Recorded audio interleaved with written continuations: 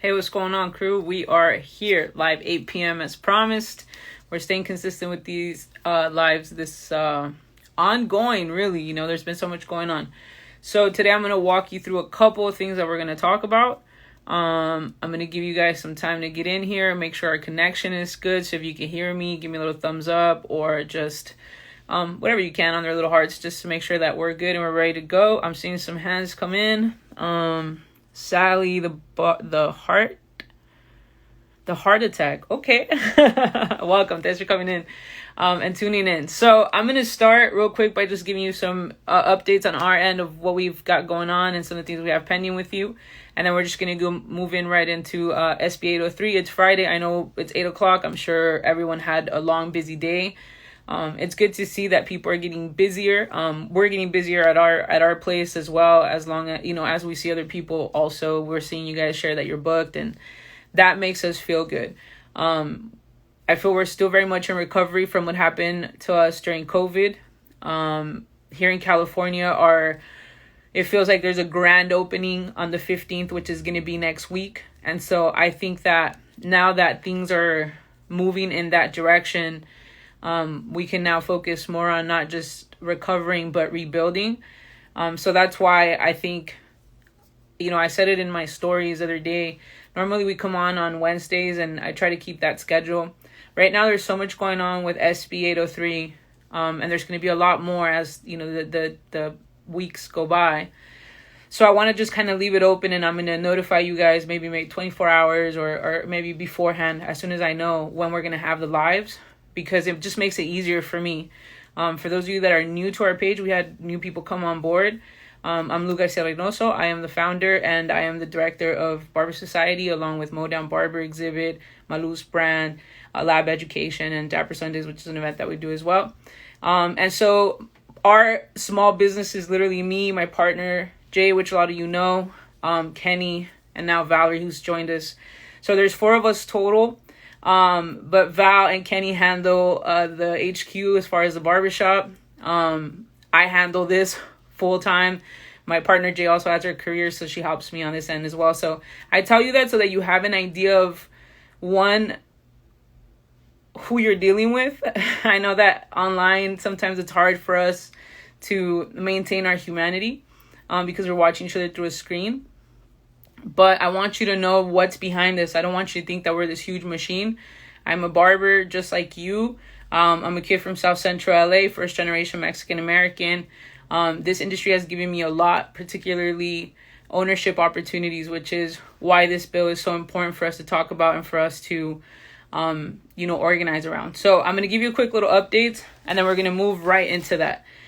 So first, I want to remind you guys, I know you've seen on our stories, I'm very big about including you guys in the process as to what we're doing. So we have partnerships with a couple of companies, not that many, but really great companies that we work with. Now, for us to have a partnership with the company, first and foremost, we get to know them and we work with them and we make sure that they deliver on their promises. That's the most important thing. And in all the years that I've been doing this, it's kind of what, we're known for, where it's, we refer you someone or they refer, it's people that you can trust and it's solid.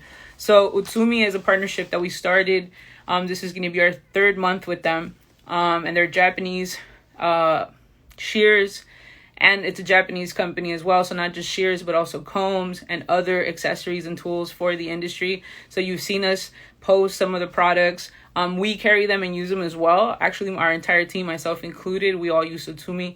And so we're going to be sharing more of that, especially as we get to reopen. I know over the last maybe year and some change, all you've seen us kind of share is a lot of the activism and the organizing that we do, because that's literally what we focused on throughout COVID, was to get our industry reopened.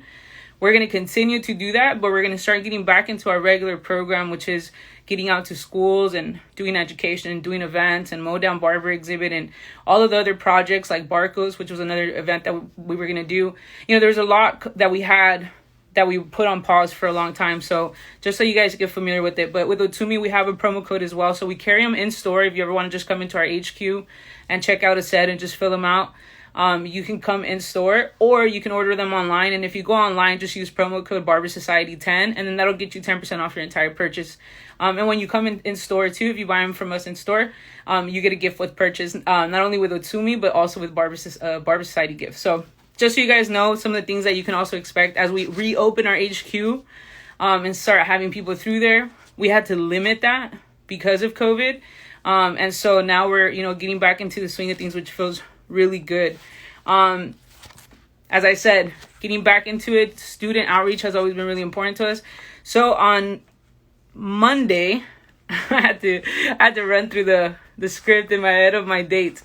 On Monday, June 14th, we're going to be at ZMS Academy. So for any ZMS students who are on here, myself, some of my team members are going to be there. We're going to do a demo. We're going to talk to you about Barber Society. We're going to talk about the importance of organizing. We're going to give you some info on business and all the things that we normally do on here. But in person, we'll also have a booth so you can come and hang out with us and just get to know us a little bit more. And we want to get to know you. So we'll be at ZMS Academy. This is in Los Angeles, June 14th. At 10 a.m. So we'll see you guys there. And then the next quick little update is the giveaway that we did with Otsumi and Barber Society last month. We still haven't called the winner, so that's going to happen tomorrow. And then we'll just post that, and we're also going to run the next giveaway for this month. So now that I got all of that out of the way, I'm going to go into giving you an update on SB 803. Then we're going to create a little segment on here for questions. I'm sorry, I have a bunch of text messages coming in right now for questions. And then we will go into just wrapping up the night. Okay, so I think we're good. Let me clear up my screen here. All right, so as far as SB 803, the last update I gave you, the California Senate had voted unanimously to pass this bill. The bill is now in I believe the assembly floor. So a lot of you, there's confusion. I've had teachers reach out to me, or administrators from school reach out to me and say, hey, can you talk to our students, because there's confusion out there, there's misinformation. They're saying that the bill has passed and that this is now law and it's gone into effect, and they don't want to come to school anymore. They're trying to abandon their program, right? So the bill will not be into effect until the governor of the state of California signs that bill. And so that hasn't occurred yet. There's still other processes in place before that happens. And so if you're not aware of the bill, one, we've posted a link up there so that you can go and read it all yourself. This bill is broad. It doesn't just affect the barber and beauty industry, but this part of the bill begins the process of deregulation. And so there's been a lot of conversation. Are we for it? Are we against it? We ran a poll here on our page, and the majority of people, actually, I would say over 70%, close to 80% of people want our industry to continue to be regulated and licensed. And so the bill begins to kind of take some of those pieces away. Why it's confusing, and you see particularly in our industry. So I want to give you a picture of our industry. I like to call it a sector instead of an industry. It's a sector with 3 branches. So we're one tree, and they know us as a beauty industry, the barber beauty industry. One tree, 3 branches, hair, skin, and nails, right? And so what this bill does, it expands the scope for skin, which is our estheticians, of what they can do, which they've been fighting for a long time. But what it does for the other branch of that same tree is it cuts it off for people that do hair. So what this bill is asking for is for the testing to go away, and for hair, whether it's cutting, styling, dressing hair, or any of that, is removed from the scope of practice of our license, which means that anyone can do it. They wouldn't need a license. They wouldn't need to take a test. They wouldn't need to have any basic knowledge of the things that we study, that we go to school for. And so the people funding this bill, so let's break it down into small bite-sized pieces, because why I do these lives is so that you're aware of what's happening. And the information that I get, a lot of times, it seems more confusing than what it is. but I'm going to give you bite-sized pieces so that you can also share this with other people.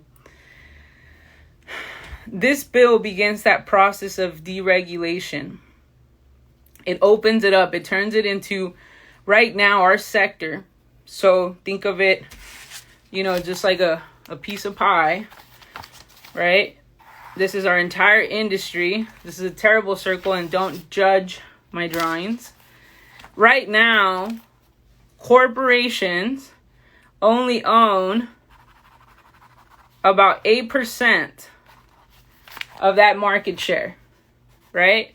This is all like the big boys, right? We're talking about the supercuts, or all of the people on that list that we dropped, that we're going to keep dropping lists of companies that are funding this bill to go through. Currently, corporations, don't make fun of my writing either. I write sloppy, but it makes sense. Corporations own 8% of the market share, right? Small business, independent contractors, mom and pop shops, whatever you guys want to call it, and ICs, independent contractors, they take up most of the industry, the majority of the industry. So historically, our industry has always been a gateway, particularly for marginalized communities like the LGBTQ plus community, women, people of color, immigrants, veterans. This industry has been an access to ownership opportunities. And so when we talk about long-term effects, we all know, or at least I hope you know, and if you didn't, then today you will find out, that the real way to change wealth or accrue wealth, to change your situation long-term, is through ownership opportunities. That's the real long-term game for anyone. You want to be able to own something, to either give ownership opportunities to other people or to employ other people, and to be able to pass this down, right? Because this is how generational wealth is created. And that's what this industry, this sector has historically been. And for a long time, we really just kind of flew under the radar. COVID came and took the lid off of the personal care sector for a lot of reasons, but the most important one was the demand. People realized that with personal care, that it was a necessity, that it was a human ritual. It was beyond a ritual. It was a necessity. You had to have it. And people were willing to go through great lengths to get these services and to be able to have these experiences. And so we've always known that our sector is a multi-billion-dollar sector. Our sector is independent, small businesses. We know this, right? And so what is happening now? Why is this bill so important? Because this bill is being funded by the corporations to begin the deregulation process. And the deregulation process isn't necessarily that it's just going to do away with the state board and, we're not going to have anybody regulating us, but it's really the transfer of power to the corporations for them to write the rules to how the game gets played here. Now, if you've never visited or have worked or lived in a country that is already deregulated when it comes to our industry, I welcome you and I encourage you to please do some research and just see the long-term effects of what this does. Now, one of the examples that I give that is probably the one that we'll see within the shortest amount of time is going to be that as these companies begin to water down the training of what it takes to become a professional, because that's what our license gets us and our training gets us. It's not just our license, it's the training that you get before the license. Once these companies like Sports Clips decides that, we're just going to turn this, instead of it being an independent contractor, or instead of them being single owner operators or whatever it is, instead of doing that, we want to make that part of the market smaller so that we can turn that into employment. And if we can turn all these people into employees, we can pay them an hourly wage,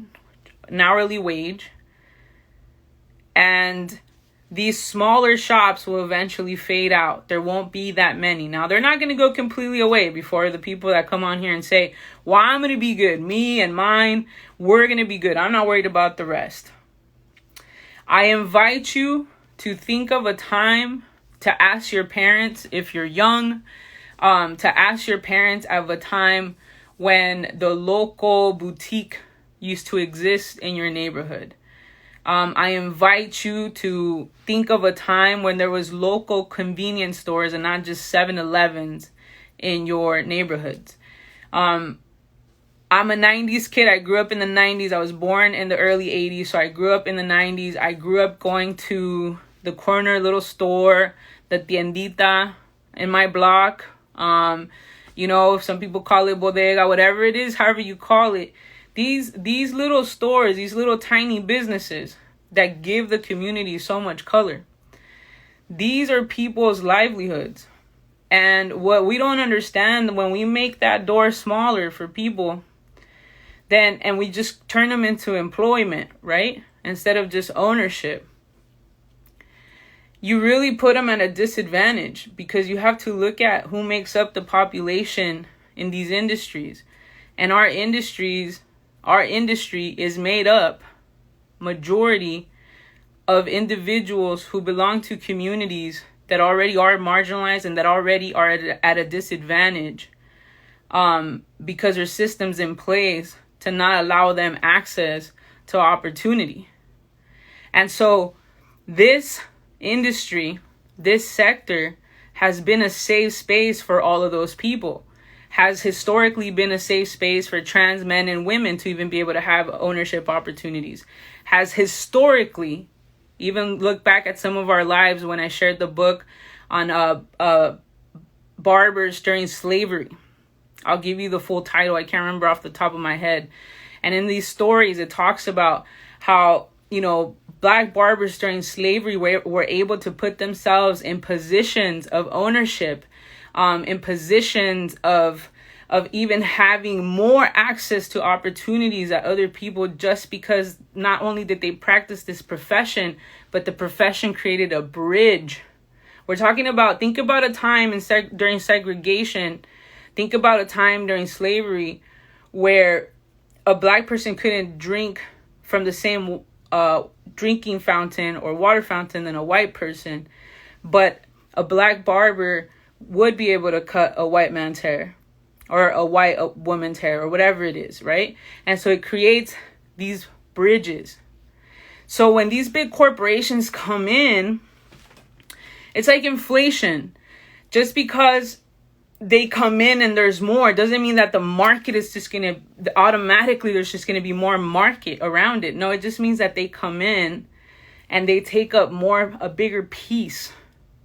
And in that bigger piece, that piece for ownership, this big piece right now that we all have to share for ownership, that piece is going to get smaller because they're trying to get their piece. This little one right now, that little 8% that they have right now, they're trying to get that piece to go bigger and bigger and bigger until we only have this little piece down here to fight over. Because that's what happens. It's about ownership.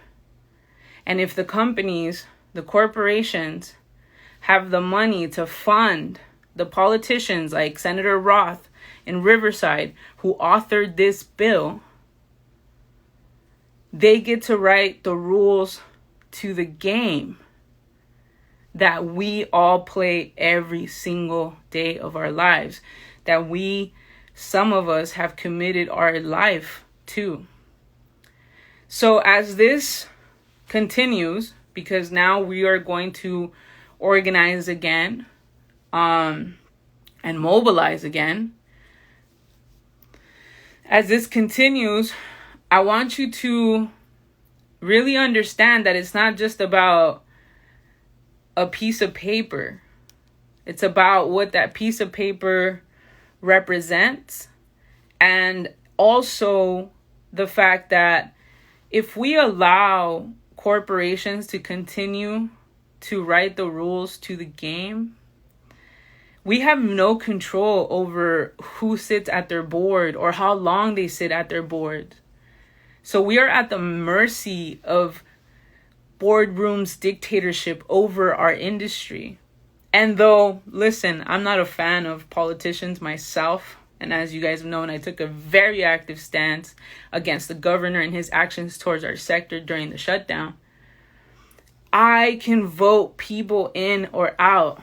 You can vote people in or out of government. You can participate in government. You can be that change if you want to. And so when people ask me, it's really the worst of two evils. Which one is going to harm me the least? And for me, I always want to have the choice to be able to vote somebody out of power. I don't want our sector to be at the mercy of the CEO of Riverside. I don't want my industry to be at the mercy of the CEO of JCPenney, because they have a salon inside of their stores and they can't get professionals to come and work there and stay there. So guess what? JCPenney wants to offer their own training, just like they do their salespeople on the floor. You have no sales experience?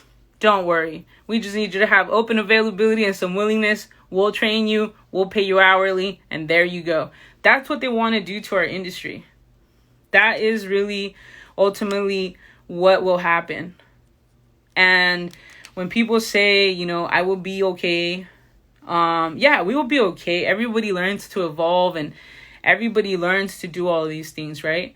But at the same time, I feel like for us to just sit back and let it happen yet again, there's a reason why our industry has always been under attack. And for a lot of us, it's new. For a lot of you, it's new. Like, you haven't heard of it, or you haven't been involved, or you're new to the industry, so you don't even know what the heck is going on. You just pulled up.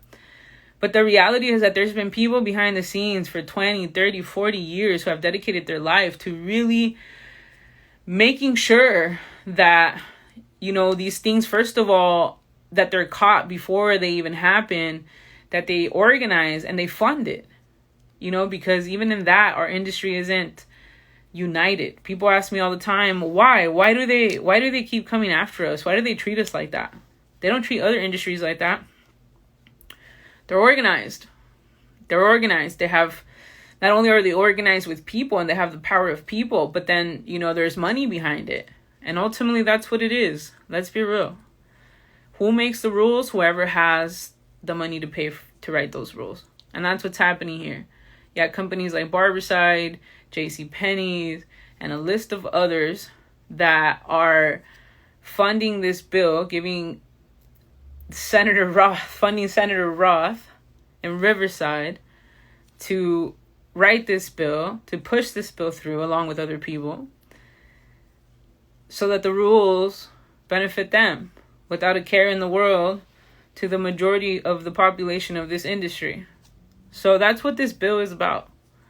There's a lot of other things in there, like I said, but to me, the reason why I can't just stand back and watch it all unfold is because I feel what it really threatens is the ownership opportunities within our industry. And we all know that you can live okay, with a job. And even now, let's be real, most people can't even live off of one salary. Most people are working two jobs, or, there's the majority of people don't have a single income household. So it's tough out there. And to me, one thing that I've always appreciated about this industry, and I left, working for the corporate world and working for big companies and whatever, I left all of that because that's exactly what I felt. I would work my ass off.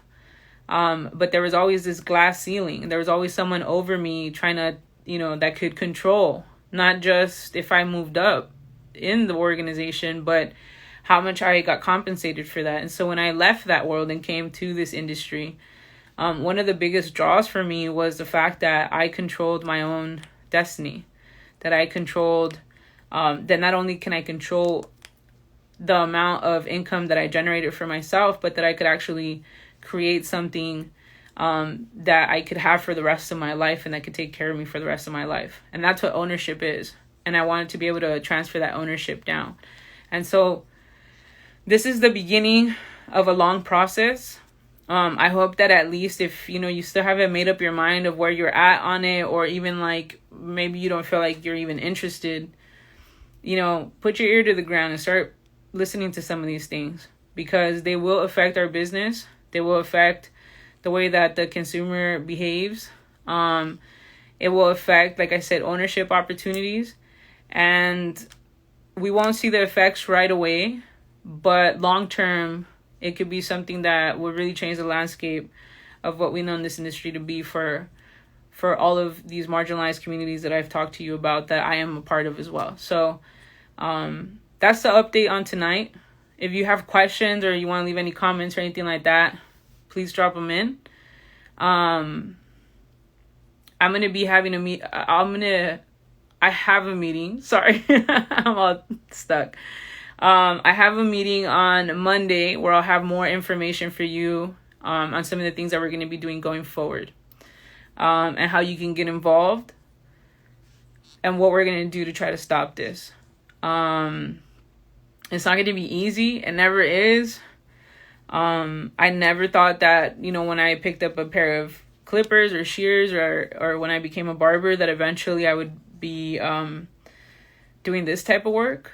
But I can't sit back and just, just let the chips fall where they may, because I know that I'm going to be good. I can't do that. That's not my style. Let me see. The Barbers Market Inc. says, I respect Barbers Society LA, but SB 803 has nothing to do with ownership opportunities. Well, respectfully, I disagree. And like I said, it's actually... put on your lenses with the bigger scope. When you have corporations coming in and writing regulation, because that's what's happening. Don't get it twisted. A senator wrote it by his hand, but it's being funded by the corporations. You cannot say, and you can look at any other sector where this has happened, you cannot say that it affects ownership opportunities for marginalized communities. You just can't say that. Look at the landscape. Drive around today. Go a mile, go 2 miles, 5 mile radius around your block, and you tell me how many small little shop like tienditas do you see as opposed to 7-Elevens? How many small coffee shops do you see as opposed to Starbucks? That's all I'm saying. You cannot say, when corporations come into play into your arena, you cannot say that it does not affect the other people there. Just go look at the landscape in other sectors. The thing is that sometimes people come at me in the sense like, this hasn't happened around us. No, it's our turn now. It's our turn now. It's not that it hasn't happened around us. It's happened all around us, and now it's finally our turn. They're going to do it to us. That's what we're saying. Let me see. Okay, I think... Do we have any other questions? Like I said, if you want to get granular, yes, it's about sanitation and cutting hours and all the above. But if you've ever been on my lives, and I don't know if you have, when you talk to me, you got to put on the bigger. I don't go from granular to big. I go from big to granular. I go backwards. You know what I mean? And so that's what I'm talking about. So, but I get your perspective. And that's why we linked it up there so that people can make up their own mind. But to me, the point that I was making was macro. And so the counterpoint felt micro. And it's yes, there's like a valid point to that, right? But I want you guys to think on the macro level. And if you don't believe me, when you see a Starbucks, when you see a 7-Eleven, when you see a McDonald's, you're going to think about me. All right, any other questions? Let me see. I like your page. I appreciate you, man. Thanks for the love. And that's what this page is about. I think that we can discuss, even if we have opposite points of views, as long as we keep it respectful with each other. they're valid, and I think sharing point of views, even if it's better if it's opposing, because then you can actually unpack it. You know what I mean? So I appreciate it, and I appreciate it in the way that it was delivered, and I encourage it as well. Like I said, as long as we can maintain the respect, not just on here when we're talking to each other, but even in the comments. Like, to me, it's always super important that, because in order to be heard, like, you can't get disrespectful. You know what I'm saying? Like, if you really want to be heard, you have to keep it within the conversation. And so as long as we could do that, I'm all for it. But I appreciate you guys. I'm not going to take any more of your time. We actually got it done in 30 minutes, which is dope, especially on a Friday. Go kick ass this weekend. Irregardless, you already know what time it is here. We're going to put up a fight just like we did when we were fighting the freaking governor, right? And that shit was impossible on its own. But we did it. We went every single day. We did not back down, and we kept pushing forward. We're going to do this with this situation and with whatever keeps coming our way, because this industry is made up of people who already have survived a lot. And now we want to thrive. And we should have all of the room in the world to be able to stretch our branches out as far as we want to. And so we're not saying to the corporations, don't come into our space and play. We're not saying that. There's room for everybody. There's people out there that don't want to run their small business because it's a tough. You got to be cut out for that. Some people do just want a job. Some people do want that security of that hourly, whether they have a client or not. We're not saying that there's not room for them. We're not. We're just saying that they have to listen to us, take account of us, and keep enough space for us to be able to continue to have this industry be what historically it always has been, which has been a safe place for marginalized communities to find ownership and to change the generational wealth of themselves and their families. That's it. So with that, I'm going to say goodnight. I love you. I'll see you soon. Take care. Bye.